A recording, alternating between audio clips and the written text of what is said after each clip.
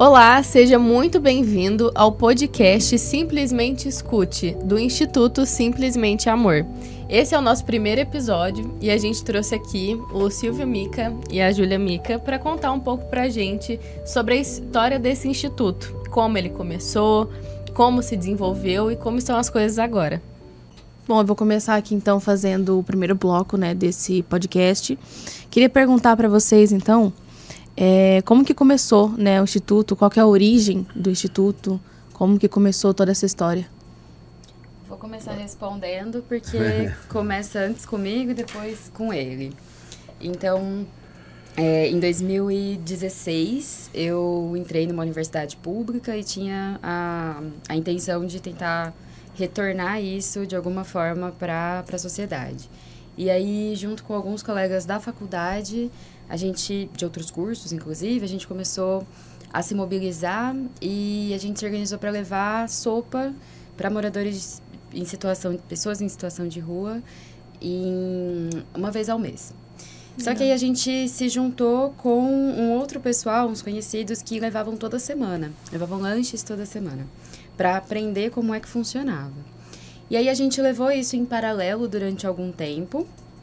E nesse período, Silvio não gostava da ideia, não gostava isso não deveria ser assim, não, toma cuidado. E tinha bastante preconceito também com o trabalho ou com as pessoas que a gente também estava atendendo.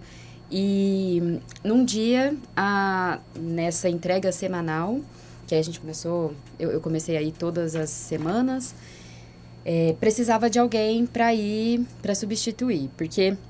E aí entra uma camada de discussão social interessante também.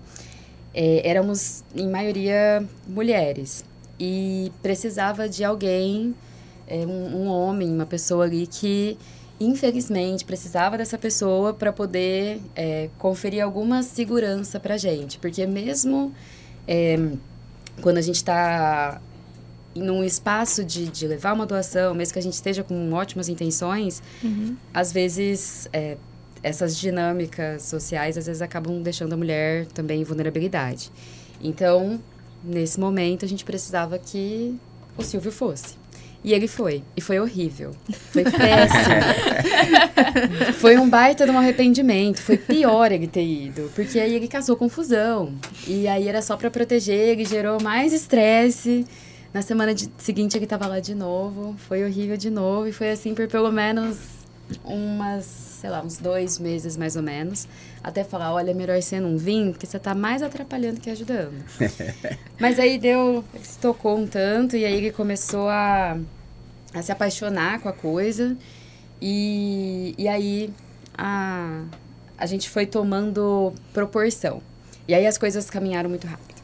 E esse grupo de jovens da faculdade, a gente resolveu parar com a sopa e ficar só com a entrega semanal, não mais a sopa mensal.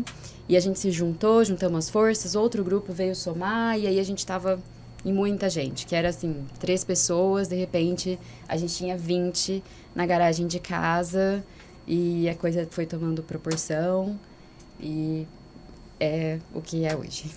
Entendi. Legal. E como foi a saída desses seus amigos que não participaram mais para você? É muito natural.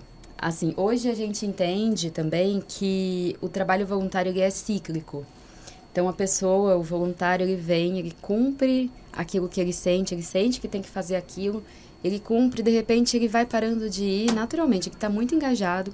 E não é só uma questão da gente... E a gente se perguntava às vezes, nossa, o que a gente está falhando no engajamento?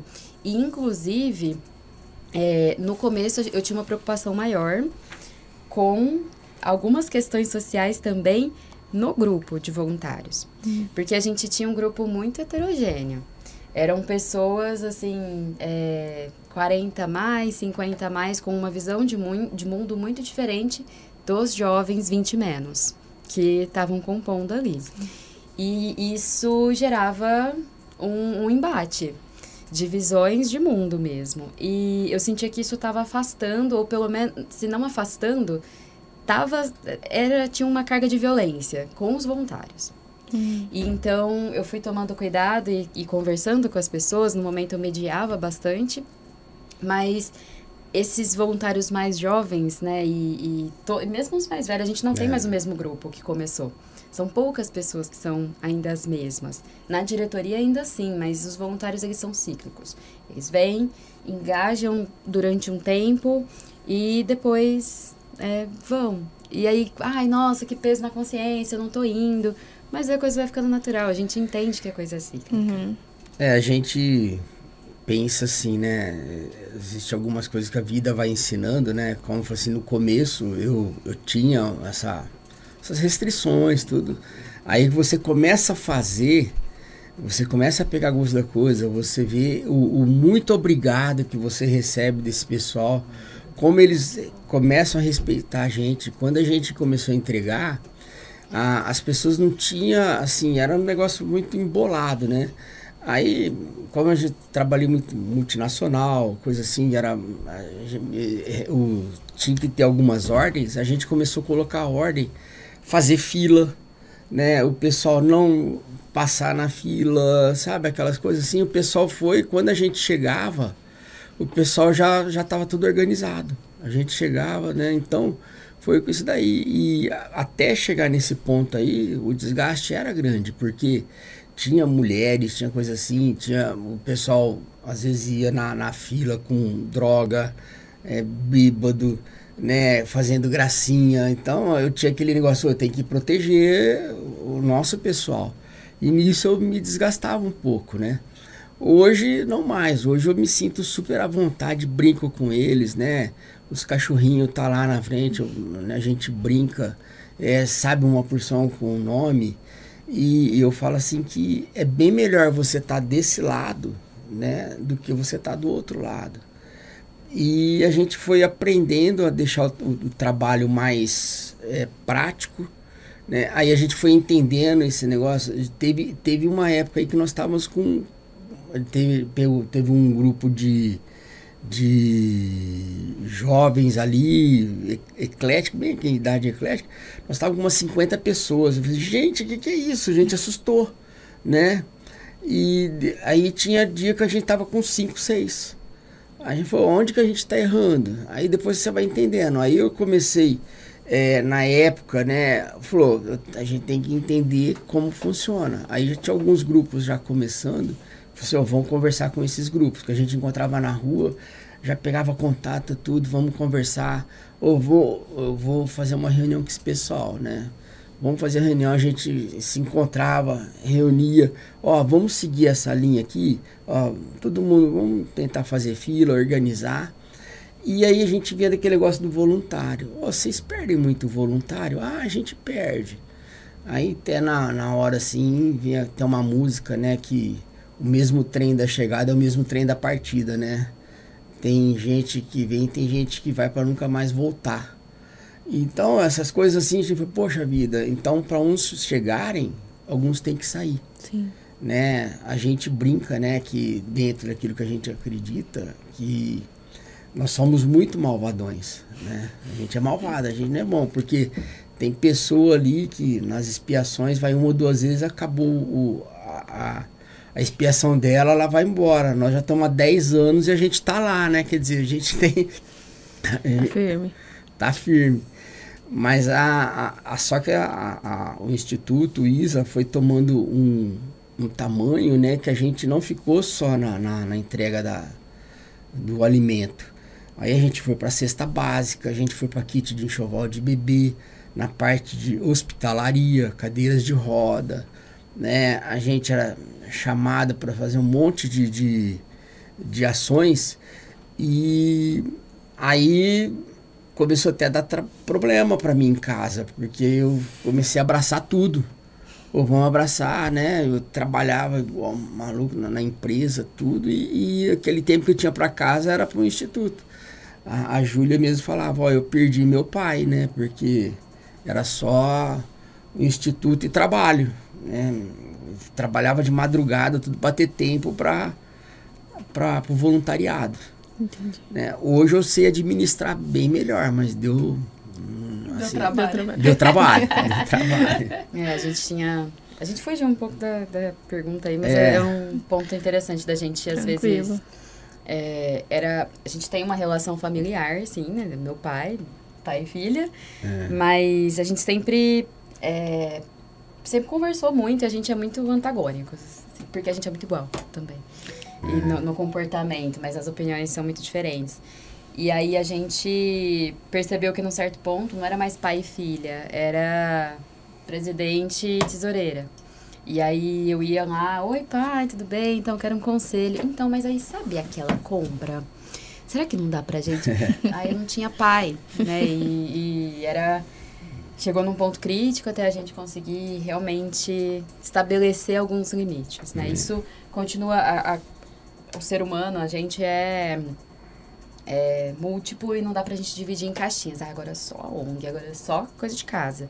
Não, mas pelo menos a gente consegue dar um pouco mais de equilíbrio. Entendi. Agora, eu quero perguntar pro Silvio. O primeiro contato, então, que você teve com o Instituto, desde o começo, foi sendo segurança das meninas, basicamente. Basicamente, sim, né? Aí, como a gente começou assim, também com uma outra pessoa que a gente fazia na garagem ali, e aquele negócio, quando eu cheguei, e aquele negócio assim, pô, isso aqui dá pra crescer, dá pra aumentar. A gente fazia a vaquinha ali, juntava o dinheiro, comprava 40 pão, um pacote de salsicha a gente entregava. Dá pra aumentar que tá ficando muita gente sem. Vamos aumentar para 80? Né? Vamos para 80, assim. Vamos para 120, vamos para 240, né? Então, por que a gente vai fazer isso aqui se a gente conseguir doação, não só com o nosso dinheiro? Aí começou a cair as doações. Aí vinham as doações, isso aqui pra rua a gente não consegue entregar. Vamos fazer um bazar? Aí o primeiro bazar fez lá no campus da USP. Porque até então a gente ainda estava com esse grupo da USP. Aí nossa, isso aí dá pra crescer. Aí foi indo, né? Nos dias atuais são 600 lanches, todo final de semana que a gente entrega. Nossa, as pessoas em situação... Hoje a gente nem fala pessoas em situação de rua, de vulnerabilidade social. Quando a gente começou, era moradores de rua, né? Aí mudou essa nomenclatura. Vão mudando. Então, essas pessoas, hoje a gente preza muito pela, a gente falar, boa entrega. Não é você só entregar o alimento, você ter o tempo. O negócio foi crescendo, a gente trabalha em Ribeirão num todo. Falou, vamos dividir em 3 grupos. A gente dividiu, um grupo sai para esse lado, outro grupo sai para o outro, sai para o outro. Para quê? Para você ficar mais tempo em entrega. A gente tem muitas histórias de cases de sucesso, assim, de a gente tirar a pessoa da rua, a pessoa casar, a pessoa constituir um lar. A pessoa, por um simples gesto que a gente fez, a pessoa voltou para casa, saiu da droga ali, né? Então, por uma conversa simples, né? Se a gente for contar caso aqui, assim, a gente até se emociona, né? Mas hoje já se tornou um pouco mais natural pra gente. Quando a gente chega num lugar, que nem... esses dias eu ganhei uma quantidade de bananas, né? E eu até brinco, né? Tinha banana de tudo quanto é jeito. E eu falo, isso aqui não é um doce de banana, não, é um blend, né? E eu, brincando ali, uma pessoa, ela chegou com um linguajar melhor, né, ali, né, no linguajar da rua. E eu perguntei, qual que é a sua formação? Eu fui chefe de cozinha. Eu falei, então você conhece isso aqui, isso aqui é um blend, né? Ela, nossa, quanto tempo eu não vi essa palavra. Aí ela conseguiu identificar 3 tipos de banana que tinha ali naquele doce, no paladar dela. Então aí você começa a conversar, uma pessoa que por uma desilusão amorosa, né, arrumou uma outra pessoa, essa pessoa era da droga, levou pra droga, hoje ela tá na rua. Então, e a gente às vezes você coloca a pessoa toda no mesmo ali, mas são pessoas que estão na rua. Sim. Até a gente entender isso daí, peraí, são nossos irmãos ali que tá... Aí você se sente à vontade, a gente vai lá, eu brinco com eles, a gente às vezes quando tem mais gente, uma pessoa está entregando alimento, o outro está conversando. né? E às vezes eles querem conversar, às vezes eles querem um abraço, né? Não é fácil. Eu falo assim, para você sair pra rua, como a Júlia falou, no começo não aceitava muito, mas depois você vai vendo que, gente, é uma outra pessoa, como eu poderia estar naquele lado ali. Tem muitas coisas que levam pra rua. Desemprego, desilusão amorosa, droga, depressão.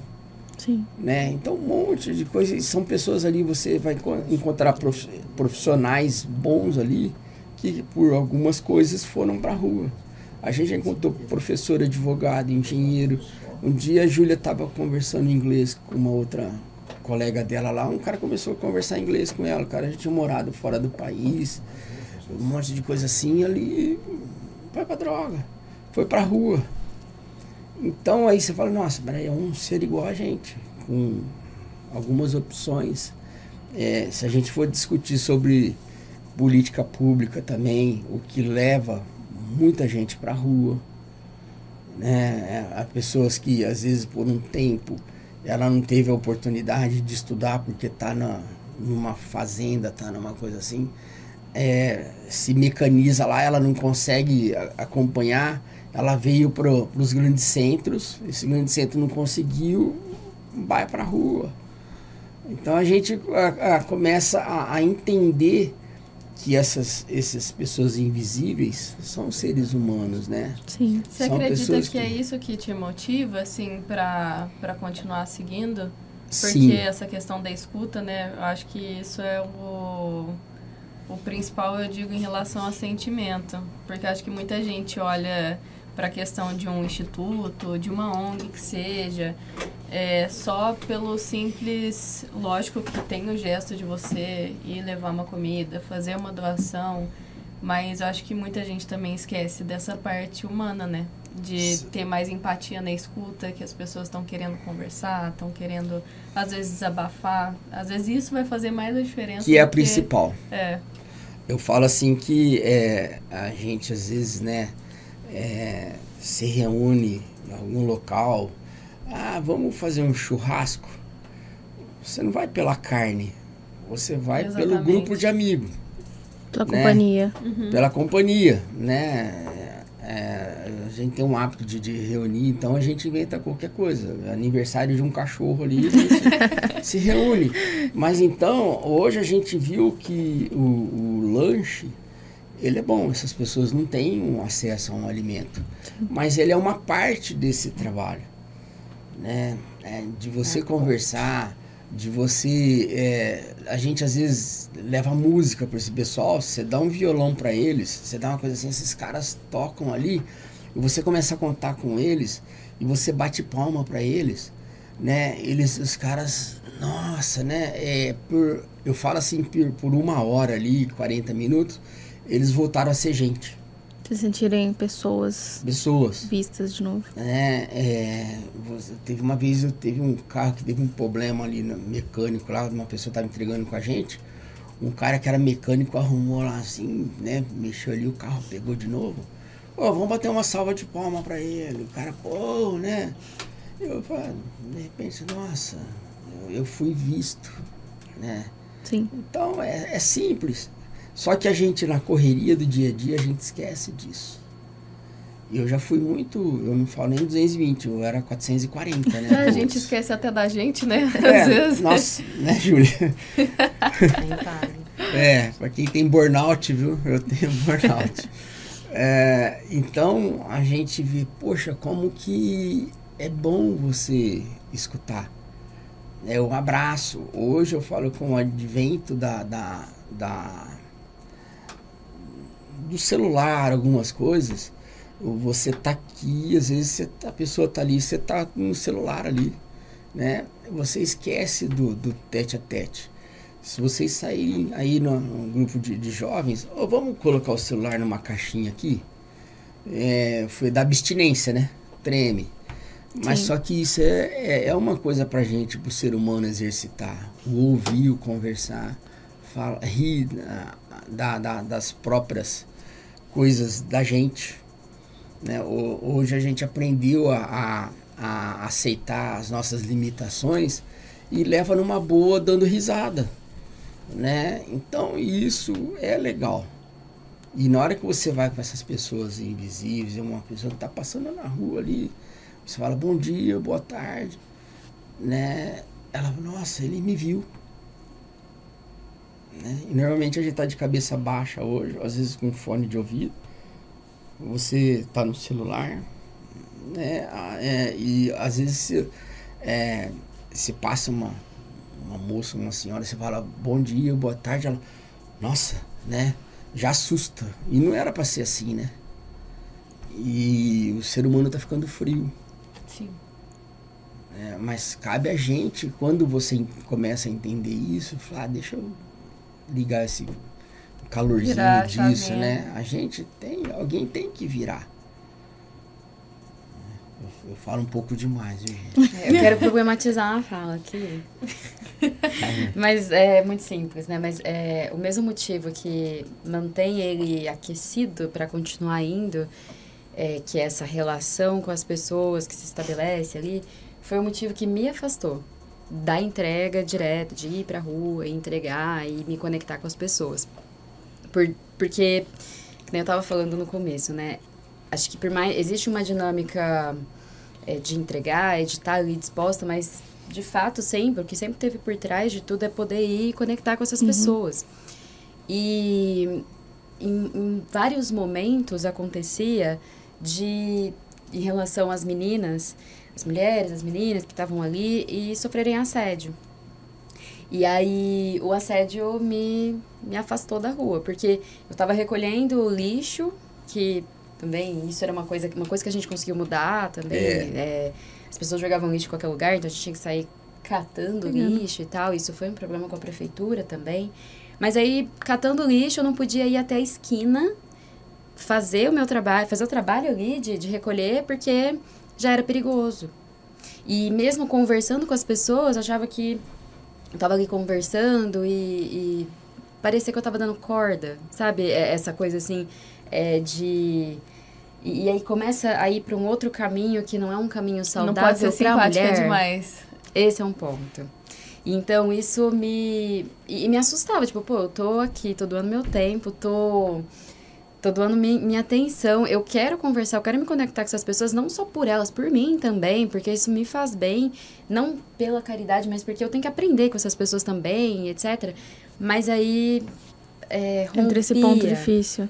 Rompi um pouco isso e foi um motivo... Isso a gente foi mudando, esse negócio assim do respeito com quem tá entregando. Foi entendendo, mas a gente colocou na cabeça desse pessoal assim, que todo lugar vai ter sempre uma pessoa mais dinâmica, um pouco mais líder, né? Sim. Então a gente falou assim, respeitem quem tá voluntariando, né? Quem tá trazendo, né? Se fizer, então a gente fazia, se alguém fazer alguma graça assim, falou, vamos guardar as coisas, vamos embora.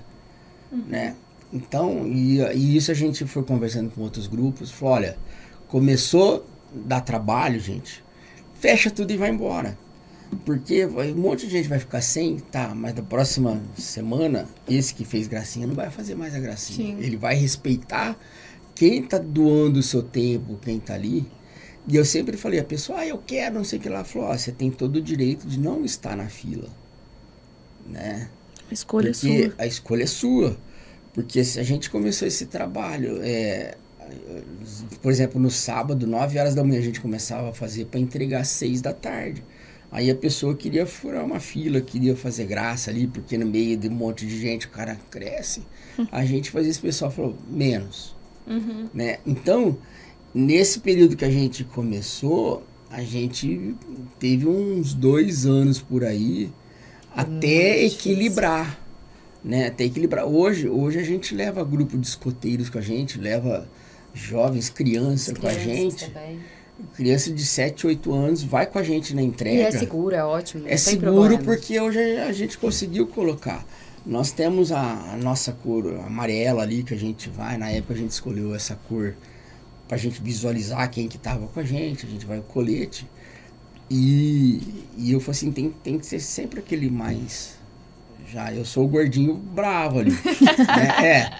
Mas só que agora eles é o gordinho bonzinho. eles me respeitam ali, né? Porque dou meus gritos lá com eles ali, né?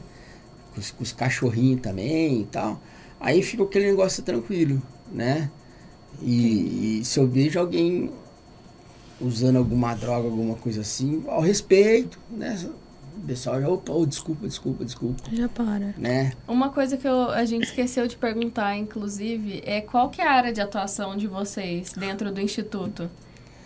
De cada um de nós? Assim? Isso. Tipo, de vocês dois, qual que é a área de atuação? Você falou tesoureira, é tesoureira mesmo, diretor, como é que funciona? Quando a gente instituiu o ISA, né? CNPJ, assim, Instituto. no CNPJ, tinha a Renata, né? Que ela também foi uma das idealizadoras, que ela começou, que ela, né? Nossa, a Júlia é bacana, tá? Levou a Júlia também ali para tal. Aí depois eu fui, aí quando a gente foi ali, era um grupo que se juntava, um grupo de amigos para fazer esse trabalho. Aí precisou, falou, ó, de algumas, tinha umas doações, pessoal, vocês têm CNPJ? Ah, não tem. E não só isso, né? Eu comecei tesoureira porque, como fazia o bazar, começamos a fazer o bazar lá na USP, o montante não era tão significativo, mas de repente eu tinha 10 mil reais na minha poupança, e não eram meus, era do Instituto. E aí eu não podia ficar com isso em casa, mas também ficar com isso na minha conta me geraria problemas, e aí poderia ter tem que abrir uma conta bancária, né? Um desgaste, assim, de... Pô, tá na conta dela, olha só pra onde tá indo o dinheiro. Isso é feio, fica ruim, né? Então, a gente pediu para um contador, irmão da Renata, no caso, até hoje nosso contador, ele cuida do que a gente precisa ali, em termos burocráticos, e a gente instituiu mesmo, pôs no estatuto, presidente, vice-presidente, então ele é o presidente. Aí eu queria ser conselheiro, né, ali, né? Mas não, me puseram como presidente. Que tem esse tom de liderança também, assim, que é importante pro processo todo, né? Então, a voz de um conselheiro, ela não é tão potente quanto a voz de um presidente. Então, e aí eu acabei tesoureira só pelo fluxo das coisas, mas do que a gente faz no dia a dia, o Silvio faz tudo.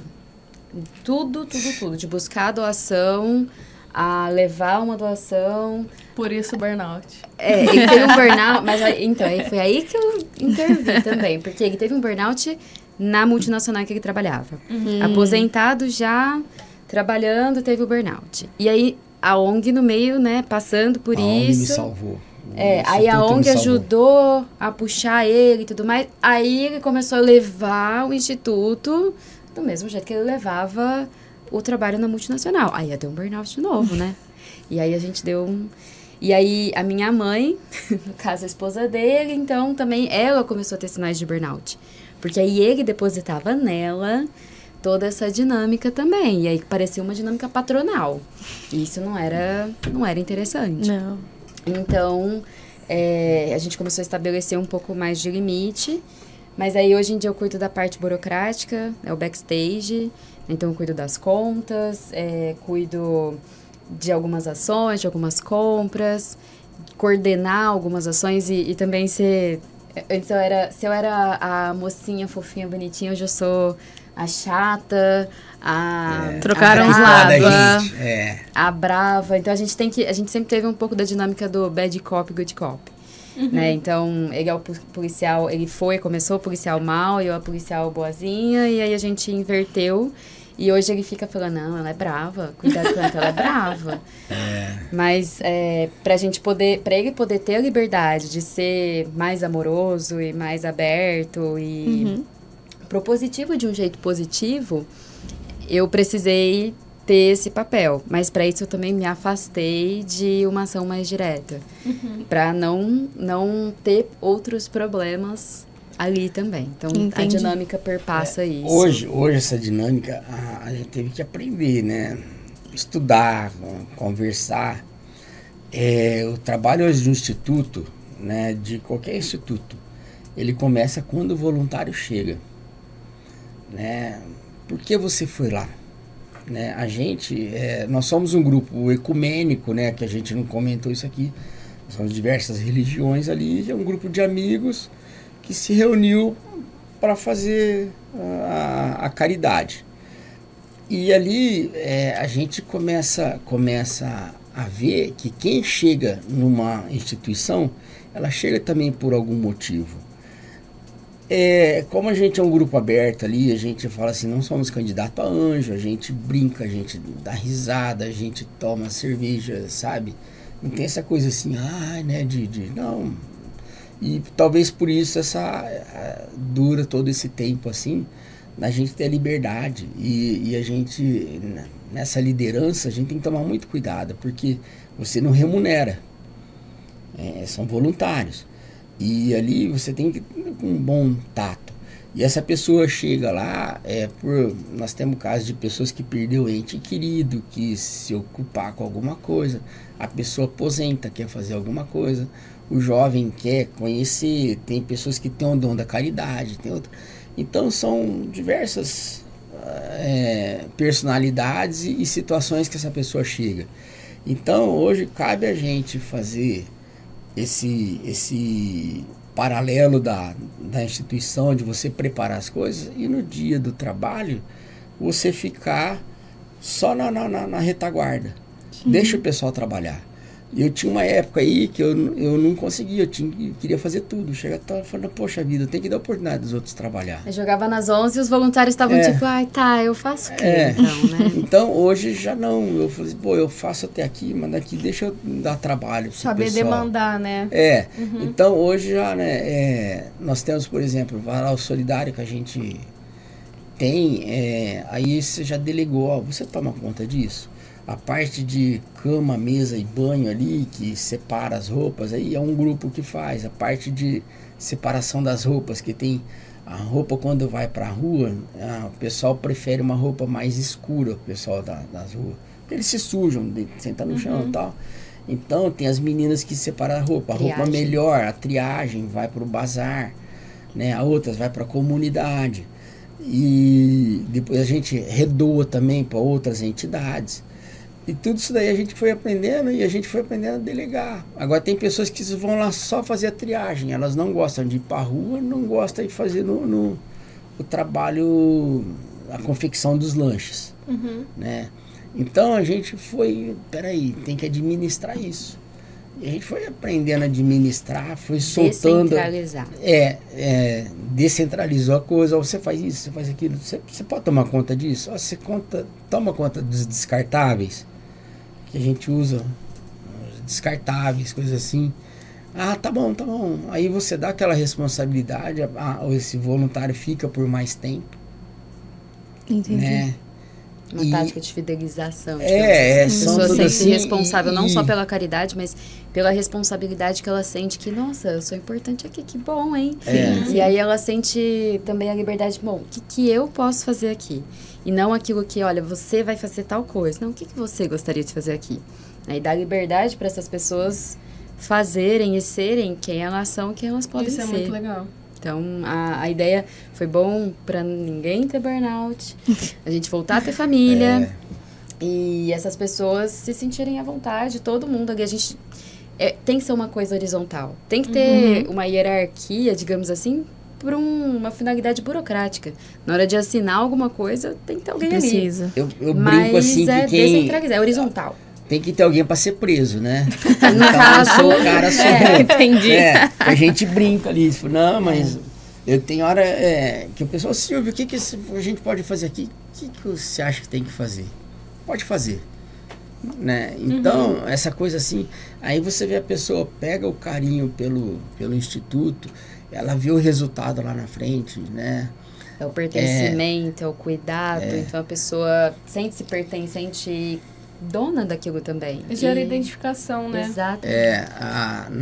No bazar, nosso bazar hoje, se você for ver num salão, dá umas 500 pessoas mais ou menos ali. Aproveitando, eu queria que vocês explicassem brevemente, assim, como que funciona o bazar.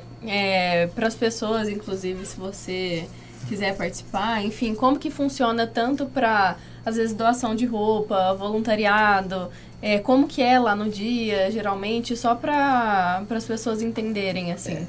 Hoje em dia a gente tem uma proporção grande. Hoje o bazar, o que começou dentro do CV da Humanas lá na USP, que era assim, 2 mesas e a gente vendia a peça a R$2.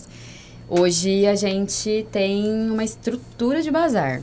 Porque a gente entendeu, e aí sempre fazendo um paralelo com uma lógica meio empreendedora, empresarial, assim, de a gente precisa de tanto recurso, o que a gente vai fazer para isso? E aí a gente foi entendendo que rifa, pizza, sorvete, etc, eram ações que no começo, vamos ver se isso aqui funciona, mas geram um desgaste enorme e um retorno pequeno. Então, dado que todo mundo ali trabalhava e, enfim, agora a gente tem um pouco mais tem um perfil de pessoas que já estão aposentadas ou que não trabalham e que estão ali, mas quando a gente assumiu que o bazar seria o nosso carro-chefe, era porque também a gente conseguia concentrar as atividades num único dia, de muito esforço, não só um único dia, porque tem um processo anterior, mas a gente conseguia concentrar pra ali. um bazar é um mês. E tinha um retorno muito grande. E porque era líquido, hoje em dia não é mais líquido, né? A gente tem um custo. À medida que a proporção vai aumentando, o custo vai aumentando também. Mas a gente percebeu que, a gente ganha essas roupas, a gente faz a triagem, não tem um investimento como comprar uma pizza a R$15 vender a 30, que por mais que o lucro seja interessante, o custo ainda é alto. A gente pode ter uma margem de lucro maior. Trabalhar um pouco menos nisso aqui para designar as nossas forças para o que importa, que é o trabalho, de estar junto com as pessoas e levar essas doações. Então, o bazar começa com esse intuito. Hoje, tem uma proporção bem grande. Então, a gente tem um alvará junto à prefeitura, bastante burocrático isso também, mas aí a gente tem um alvará que reserva para nós uma praça inteira, que é a Praça do Canhão, Praça dos Expedicionários Brasileiros, no Jardim Paulistano, eu acho. Seria Castelo Branco. Ali na Castelo Branco, a gente faz ali já há muito tempo, há uns, 8 anos mais ou menos. E aí ali a gente... Como o pessoal fala, já virou um evento. A cada 2 meses... O pessoal já sabe que vai estar ali. Já sabe. E aí a gente foi lidando até com os moradores ali do entorno para dizer, isso aqui tá crescendo, mas a gente quer preservar vocês. A gente colocava música, não põe mais música. E foi tentando tornar aquilo bem feito. Então, hoje, para explicar propriamente como que é o bazar, a gente monta uma estrutura, a gente cerca a praça, monta uma estrutura que se divide em 3 espaços. Não tem ingresso, não tem nada. A pessoa praça, é um local público e a intenção é que seja inclusivo. Exatamente. E aí, num horário, assim, a gente começa a montar às 5 horas da manhã, 5h30, já tem gente na fila. E aí a gente monta uma fila, uma estrutura, a gente organiza bastante. Deu 8 horas, a gente começa a entregar sacolas, igual a sacola da Renner, assim. A gente entrega as sacolas e as pessoas entram. E na primeira parte tem mais ou menos 5 a 6 mil peças de roupas a R$5. E aí a pessoa escolhe, vai garimpando, e as pessoas que têm ido lá, o perfil tem sido muito legal de jovens procurando e garimpando coisas e olhando para uma perspectiva legal do upcycling e quero uma roupa mais autêntica, quero cuidar do meio ambiente, e aí a gente tem tido um público jovem muito interessante. Daí a gente tem, tem todo esse espaço, é bem grande, é a maior parte. Só que a gente também percebeu que tinham algumas peças que, nossa, dá dó vender a R$5, porque essas peças são muito boas. E aí a gente, então, fez uma área VIP. Naquela área VIP, tem menos peças, são mais ou menos umas 1.000 peças. Elas são todas em cabides e são peças mais novas, às vezes com etiqueta, ou de marcas mais caras, assim. Então, ali é mais selecionado e custa R$10 cada peça. Qualquer peça daquele setor. E aí tem uma organização também. Porque como é tudo preço único, não tem uma etiqueta que na hora do caixa a gente possa ver. Então, assim, a pessoa que resolve, eu já olhei ali nos R$5, eu quero ir lá para os R$10. Então, deixa a sua sacola aqui, eu ponho o seu nome, vai ficar reservado aqui. Eu vou te entregar uma outra sacola de uma outra cor e você vai lá e escolhe. Depois, você olha com calma, passa no caixa. Tudo que está na sacola marrom tudo que você colocar na sua sacola marrom é R$10. Se você colocar na sua sacola amarela, é R$5. assim é um jeito da gente conseguir controlar melhor. Fica mais fácil. Mais fácil, a gente só conta a quantidade de peças, multiplica pelo valor. Isso para facilitar também, porque como o fluxo de pessoas é muito grande, a gente não conseguia ficar, assim, não tinha como pôr etiqueta. Imagina etiquetar 10 mil peças, que é às vezes o total. Né? A gente teria um custo disso também. Sim. Então, a gente até começou a fazer isso lá nos primórdios, mas custo, não ia dar... tempo, custo, tempo, tudo isso. Voluntário. Então, a gente chegou vamos gastar uma vez comprando as sacolas e etiquetando, fazendo uma sacola bem feita, mas a gente faz esse esquema. Daí, a gente começou a receber algumas doações de transportadoras. E tudo, claro, a gente tem toda a São burocracia, sinistros, né? que Assim, toda a acontecem, burocracia para poder receber isso. Mas de peças de empresas, assim, que, olha, já entregou, não vai voltar para a loja, isso ficou perdido aqui, ficou parado dentro do baú do caminhão, por algum motivo. E aí a gente quer doar isso aqui. Aí a gente vai lá, com o CNPJ, com todas as burocracias, e retira essas peças. Então, a gente está falando, por exemplo... Vou falar de marca aqui, pode? Pode. A gente recebe, por exemplo, um carregamento da Adidas, da Santa Lola. Nossa, da Santa Lola foi uma loucura. E recebe bastante coisa, assim, na caixa, lacradinho, tudo novo. Nunca usado. Peças, nunca usada. Era pra ser 200, entregue e 300 não reais, foi. vendia 10, 20 reais. Tava lá, assim, às vezes coisa de loja também, que era pra ir de uma loja pra outra, R$400 um tênis da Adidas, assim, aí beleza. A gente vai lá e vende a R$80, por exemplo. Que aí é na seção Super VIP. Que aí no Super VIP a gente tem os preços ali a R$20 e algumas outras peças de preços variados, como quando a gente recebe coisas de marca e tudo mais. E aí a gente coloca nesse Super VIP. Então, cada setor tem um caixa. Então, tem o caixa que recebe as compras do Super VIP, tem o caixa que recebe as compras do VIP e o caixa que recebe as compras do tradicional. Hoje, só para, assim, a gente está falando de bazares, venda, como a gente cresceu demais, a gente precisou alugar uma sede, né? Então, com essa sede, com os descartáveis, com os alimentos que a gente compra, hoje o nosso custo anual está em torno de R$60 mil. Mas... Né? Deve estar passando já um pouco mais disso. Agora já. Com a inflação, pode botar uns 80, 90 mil. Então, o que acontece? A gente precisa pagar. E o que nos faz a gente estar aqui é esse bazar. A gente, para ter uma vida saudável, o que a gente faz?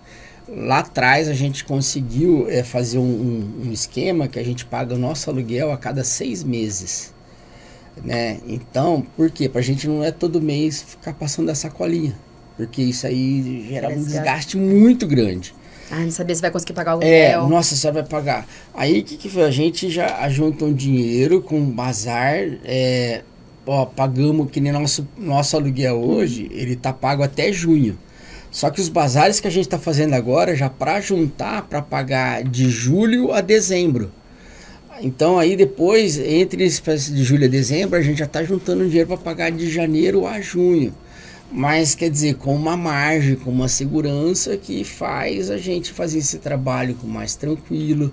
A gente não será que vai dar para fazer? Será que não vai dar? Não. Porque a gente faz com tranquilidade. A gente tem as datas, né? Nós temos o calendário anual das ações que a gente vai fazer. Porque a gente conseguiu um alvará anual também, então isso foi um adianto, foi muito bom. E, por exemplo, no Natal, nós fizemos... Inclusive, se vocês quiserem falar as datas aí, vocês não podem decorei, falar, você né? pode pegar isso. Mas uma coisa que a gente procura fazer é assim, isso passa a gerar um custo pro bazar. Então, antes a gente não tinha um custo, era tudo líquido.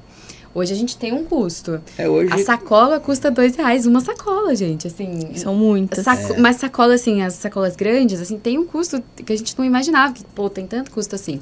Mas aí a gente começou a investir de um jeito que tudo ficasse mais confortável para que as pessoas comprassem mais. Precisamos alugar banheiro, precisamos alugar caminhão. A gente aluga banheiro, aluga caminhão, para poder levar as compras, porque antes era tudo no carro, né? A gente juntava aí formiguinha com os carros para fazer dinheiro. Serve o café da manhã, aí coloca o café, põe as bolachinhas, serve o café, água para as pessoas se sentirem à vontade e monta uma estrutura que seja confortável para as pessoas, que ofereça dignidade, porque tá na praça, tá ao ar livre, é muito gostoso, de fato, mas para dar dignidade para aquele lugar, para as pessoas que estão comprando, honrar cada uma delas, né? E fazê-las se sentir confortável da mesma maneira como a gente pretende fazer com que os assistidos também se sintam confortáveis, se sintam dignos e tudo mais. Ali a gente brinca, né?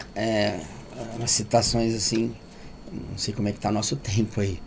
A gente, né, às vezes pega a pessoa que é índole, né? Pessoas roubando ali no bazar. É um bazar aberto e tal. E eu sempre falo, você nunca vai chegar pra pessoa e falar, pô, você tá roubando, né? Então até nisso a gente conseguiu melhorar essa conversa. A gente falou assim, a gente fala pro nosso colaborador, pô, você conhece o nosso trabalho? Ah, não. Falou, a gente trabalha com pessoas em situação de rua, aquele cara que tá deitado na calçada, que tá lá tudo. Você acredita que tem gente que rouba deles? Nossa, quando você tá pegando uma peça aqui, você tá deixando de servir aquela pessoa lá. Normalmente a gente vira as costas, a pessoa vai lá e devolve o negócio. Hoje não acontece mais, ainda bem. A gente mas começou até a falar. no desconto. Me dá um desconto, assim, pô, pagou R$40, tá levando 8 peças aqui. E a pessoa fala, me dá um desconto. Aí antes a gente, tá bom. Mas aí a gente percebeu que, pô, cada desconto que a gente dá é quantas pessoas a menos a gente alimenta. Hoje a gente vai lá, pega mais uma peça, né? E deixa esse valor. E, né, eu falei assim, pô, você tá. Eu falei, às vezes a gente brinca, pô, você tá deixando de doar 3 cachorro-quente pra pessoa ir na rua. Sim. Esse desconto que tá dando. Né? Mas se você pegar uma peça lá, deixa aqui que tá ali. E a gente convida as pessoas para estar com a gente na rua, para ver o nosso trabalho, né? Não é que a gente quer aparecer. Eu falo assim, não vou falar uma frase que você fica brava comigo, né? Mas não é bíblico, né? Acho que é antes da Bíblia, isso, sei lá. A gente, antes de você gerar uma desconfiança, prove antes que você faz a coisa, né? Mudei, né? Arrasou. Muito bom. É uma frase machista, tá? Por isso, por isso que eu dou uma segurada. Não, mas ficou legal. Não, mas então, porque eu falei assim, gente, convida a pessoa que nos doa para ir conhecer o nosso instituto, para conhecer o nosso trabalho, para fazer parte do nosso trabalho. E aproveitando falando do instituto, eu queria perguntar uma coisa que a gente esqueceu de perguntar no começo. Qual que é a atuação geral, assim, do instituto? Nossa, tudo. Quando as pessoas nos perguntam assim, mas o que vocês fazem? Tudo fica no alcance, tudo que a gente pode. Doação de alimentos, pessoas em vulnerabilidade social, porque hoje a gente fala assim, a pessoa ganha R$1.400, R$1.800 por mês, ela tem que diminuir seus custos, então ela vai para as filas onde tem o alimento para pegar esse alimento. Então a gente já deixou de ser pessoas em situação de rua, de vulnerabilidade. A gente entrega cesta básica, hoje está em torno de 50 cestas básicas por mês que a gente entrega, né? A gente entrega roupas. Hoje você pega que nem uma pessoa, um trabalhador aí que ganha nessa faixa aí, né? Às vezes ele vai comprar na loja uma roupa para trabalhar, vai gastar uns R$200 aí. Ele vai muito bem vestido por R$20. Trabalhar muito bem vestido, com roupas de marca, a R$20. Aí eu sempre, eu estou 100%. Então, tem esse lado inclusivo do coisa. Animais, tem pessoas, tem uma cuidadora de animal aí que ela tem uma dificuldade e tudo, a gente ajuda essa pessoa. Tem pessoas acamadas também, que a gente tem algumas famílias que a gente ajuda. Eu falo, as coisas vão chegando pra gente, a gente acaba abraçando. A gente começou com a entrega de alimento. Hoje ela se tornou muito grande. Kit de enxoval de bebê, que o pessoal maravilhado. A gente compra, tem algumas peças que a gente ganha, depois a gente compra as coisas, complementa e entrega esse enxoval para a criança. Parte de utensílios domésticos. Tem barracos que pegam fogo, perde tudo. Ver se a gente tem móveis, a gente às vezes ganha móveis, a gente repassa também para essas pessoas. Agora tem a campanha dos cobertores, dos né? cobertores. Sim. Que a gente está fazendo agora. O cobertor é o seguinte, nós, como a gente foi se preparando, a gente faz um estoque no final do ano para começar nessas friacas aqui. Agora esse final de Semana passada a gente já entregou 60 cobertores. Agora, nesse final de semana, a gente já vai entregar mais 60 que a gente teve. Só que a gente já vai zerar agora no meados de maio, a gente vai zerar o nosso estoque. Então, essa campanha pra gente já comprar agora no começo de maio, pra gente passar o inverno. Aí terminou o inverno, a gente consegue fazer mais uma campanha nos nossos custos assim, pra gente comprar para nessas necessidades, porque tem às vezes agosto, setembro, tem um frio aí, o pessoal às vezes fala assim, pô, mas esses caras aí, eles não guardam o cobertor, aí eles não lavam a roupa, né? Uma vez eu comentei com uma pessoa que saiu com a gente na rua, nossa, eles deveriam lavar a roupa. Eu falei, olha, vou te perguntar uma coisa assim, eles não têm casa, não tem nada, você emprestaria sua máquina, seu tanquinho para colocar a roupa deles lá dentro? Eu falei assim, eu não emprestaria a minha. Então, é um lado que às vezes a pessoa não percebe. Ela começou a chorar quando eu falei isso, né? Uma coisa que não para pra pensar. Não para pra pensar. Eu falo assim, eu não parava pra pensar também. A convivência a gente vai vendo, pô, esses caras, eles jogam sujeira na rua. Tá bom, onde que eles moram tem lixinho pra jogar? Sim. Né? Qual é a origem dessas pessoas? Né? Hoje você vê um adulto aí na rua, mexendo no lixo, rebobina a fita, né? Que não é mais fita, assim, vai lá atrás, você vai ver que foi uma criança também, que ela não... Esse adulto que hoje está na rua, foi uma criança também sem base. A nós não cabe julgar. A nós não cabe julgar. Mas um resumo, assim, do que a gente faz, né? A gente sempre vai acabar refletindo algumas ações, ficar pensando sobre elas. Mas a gente, então, começou com a entrega de alimento para pessoas que, na época, a gente chamava pessoas em situação de rua. Isso passou a ser pessoas em vulnerabilidade, então, aposentados, famílias. E a gente leva, então, quinzenalmente esses lanches. Daí a gente tem a entrega de cestas básicas e de móveis, eletrodomésticos, na medida que a gente consegue, para essas pessoas que perdem tudo, por exemplo, ou imigrantes também, que vêm refugiados, a gente procura ajudar sempre que nos procuram. Aqui em Ribeirão, sabia que tem uma tribo indígena? Você sabia? Uma tribo indígena de refugiados que a gente ajuda. É novidade. A gente ajuda uma tribo indígena também. Legal. Né? Cheio de indinhos ali e tal, né? Chama Araus, que é tem uma pessoa que cuida deles, né? E tá sempre precisando de coisa. Então a gente ajuda. A gente ajuda outras entidades também. No caminho. Às vezes tem uma coisa, às vezes tão pontual, assim, nossa, tem uma pessoa que ela sempre se sustenta a família, mas a mãe ficou doente e não tem condição. Precisa muito de ajuda. Aí, assim, a gente nunca vai entregar dinheiro na mão de ninguém. Até porque a gente tem toda uma questão burocrática. Sim. Mas aí a gente conversa ali, pessoal, chega lá nos voluntários, fulano tá precisando de tal coisa. Ai, vamos fazer uma vaquinha? Aí, beleza. Ou então, mesmo que a vaquinha é simbólica, porque a gente vai, compra fralda, compra remédio e entrega para quem tá precisando. A gente não tem uma ação mais ostensiva para animais, por exemplo, mas a gente ajuda a pessoa que ajuda os animais. Então, a gente vai lá, compra ração, compra as coisas que essa pessoa precisa. Então, a gente tá olhando para as pessoas. Não é porque a gente tem que fazer escolhas também, então a gente vai fazer tudo e aí a gente acaba não fazendo nada. Então, o nosso jeito de ajudar os animais, por exemplo, é através das pessoas. E tem também a ideia de convívio. Então, tem um grupo de senhoras que às quintas-feiras elas usam o nosso espaço, elas usam uma parte ali da nossa sede para guardar as coisinhas delas ali de artesanato, e às quintas-feiras elas se reúnem, convivem ali. Bastante. E isso é também uma inserção social para elas, isso é divertido. E o que elas produzem, elas vendem, arrecadam dinheiro, fazem bingo, colocam o material delas e um excedente, digamos assim, elas passam para a ONG. O que vai para a ONG, muitas vezes, esse dinheiro pode ser revertido para montar o enxoval dos bebês.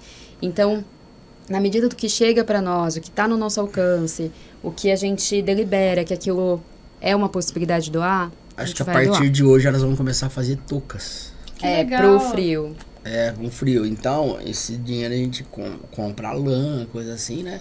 E elas Aí elas vão fazem, fazer a elas touca pra gente soltar. legal. Porque Aí elas convidam, a toma um gente cafezinho, sempre fala assim, faz né? as coisinhas. A gente tem frio, se coloca blusa, né? Ai, meu pé tá gelado, ai, minha cabeça tá gelada. Então, essas pessoas que estão na rua, meia, a gente vai comprar uma quantidade boa de meia agora, né?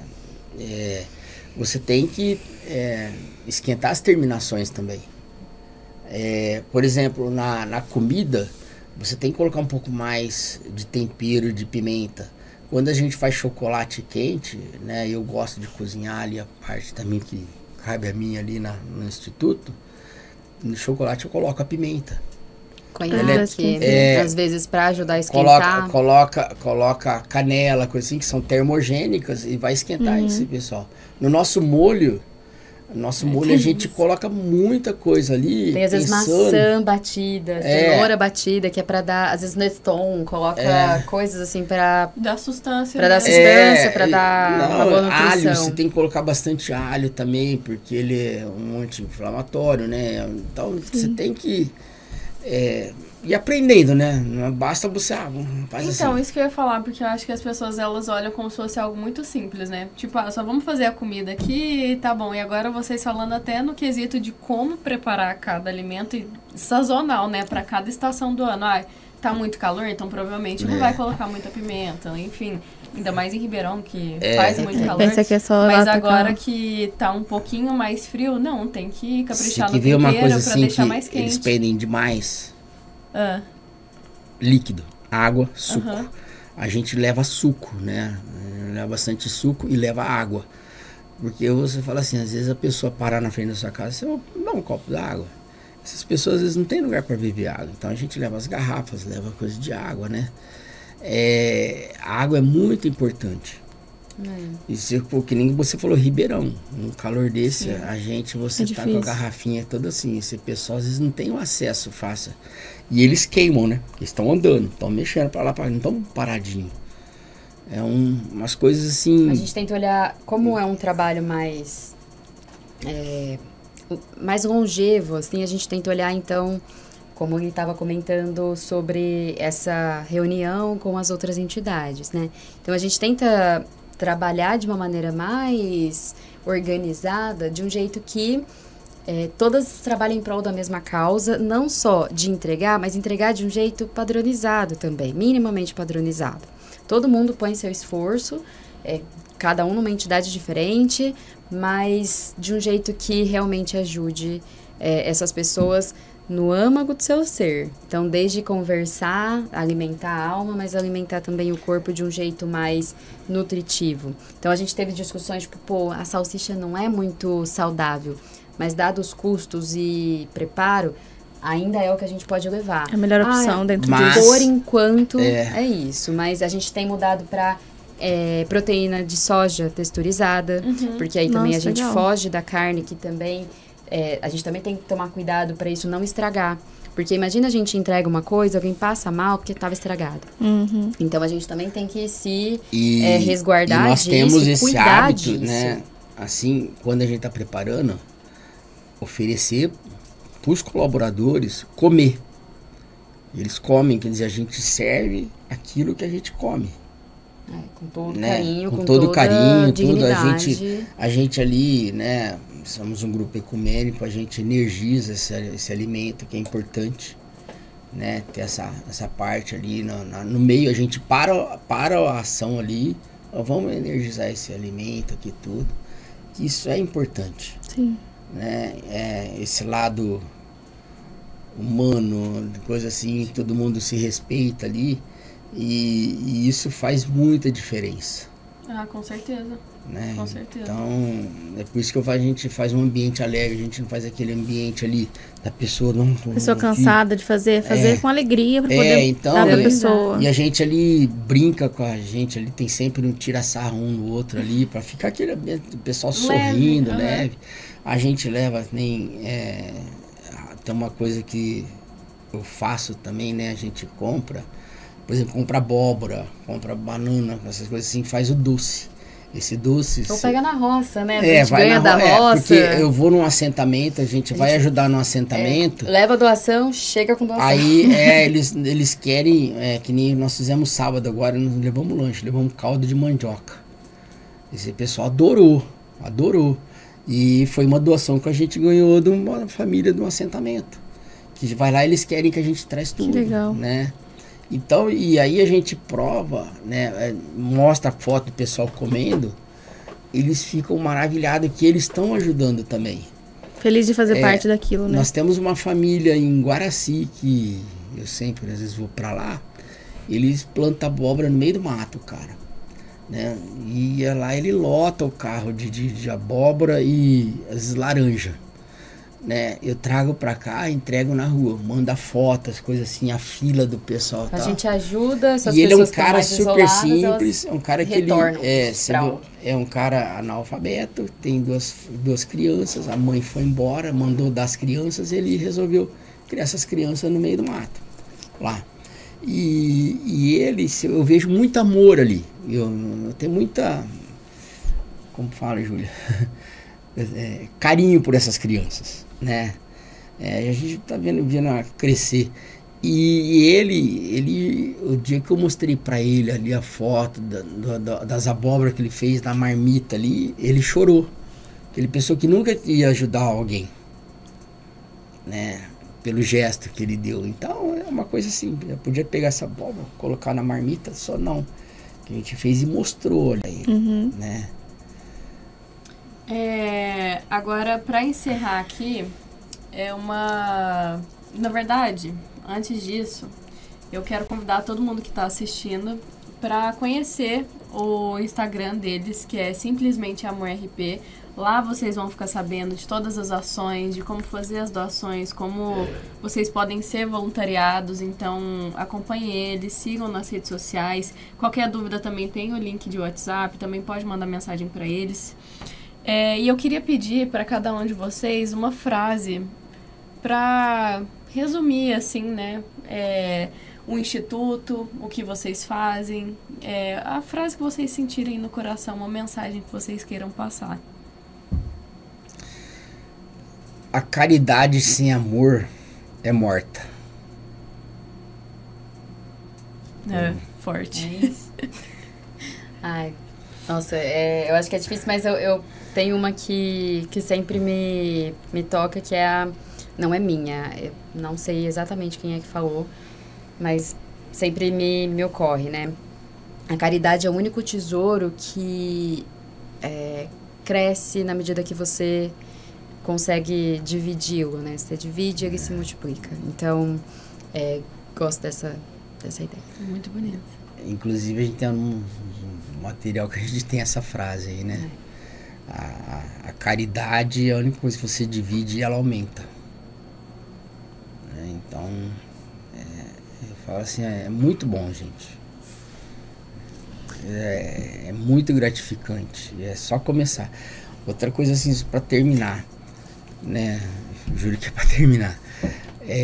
Aquele dia que você não tá afim de fazer nada, sabe aquele dia que você tá tal, e às vezes você teria essa chance de ir num trabalho voluntário. Não vou, eu vou estar com dor de cabeça daqui 2 horas, eu vou estar com um negócio amanhã, eu não vou hoje.